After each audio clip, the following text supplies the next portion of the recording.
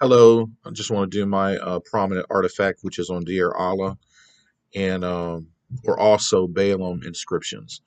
So just want to start with the background um, of this, starting with the biblical text and its relevance, um, which we can find Balaam, the son of Beor, in Numbers chapter 22 in the biblical text. There we find a story of a Moabite king named Balak who summoned and hired diviner prophet Balaam, son of Beor, basically to pronounce a curse on the Israelites as they traveled through the land.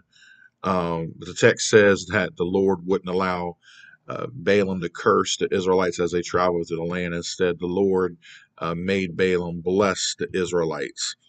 And so, as an alternative attack on Israel, Balaam used cult worship through Baal to attract and sway the Israelites through cult worship. But Deir Allah is located in Jordan, and I found it was a large city in the 8th century. It said it's perhaps even the center of religious instructions. Says on the walls of the rooms in one of the buildings may have stood there a temple.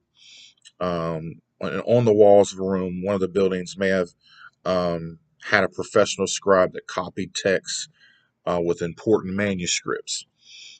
Sometime in the 8th century, Deir Allah is believed to have been leveled by a major earthquake.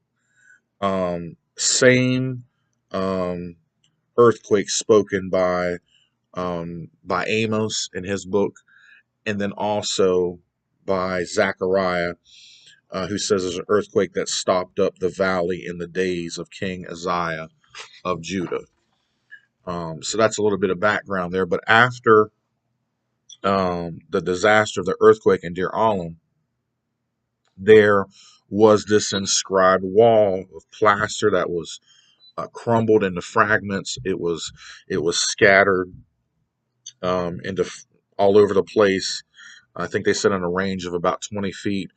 Um, these fragments were of Aramaic text that's attributed to the seer Balaam, son of Beor, known as Deir Allah inscriptions, or Balaam, son of Beor inscriptions. Um, it's something that they never found before. It was a new discovery. But this ancient text was found in Deir um, Allah in 1967 by two gentlemen, Jacob Hofter and G. Vander Kujai.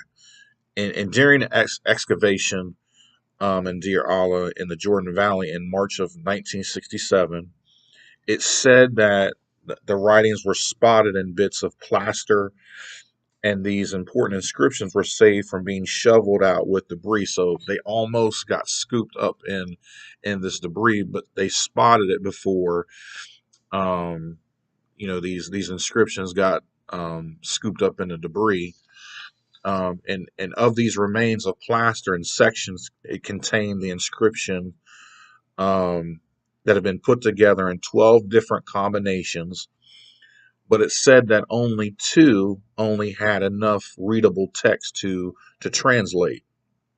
Now, three times in the first four lines, the person's referred to as Balaam, son of Beor, which refers to the same biblical person um, that we refer to from Numbers chapter 22.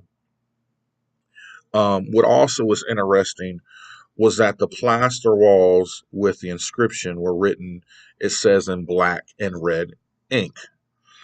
Hofninger believes that the red ink may represent a new important aspect, such as a title of prophecy or the beginning of a direct discourse.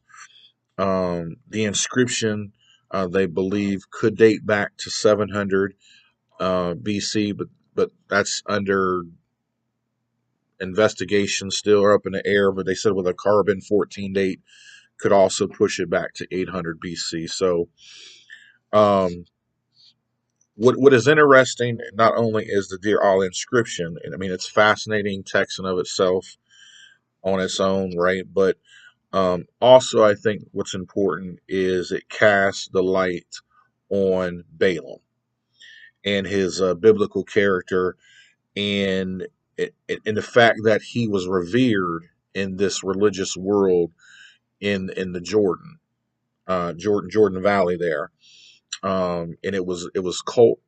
It had nothing to do with Yahweh, but he was revered for cult worship that has nothing to do with Yahweh.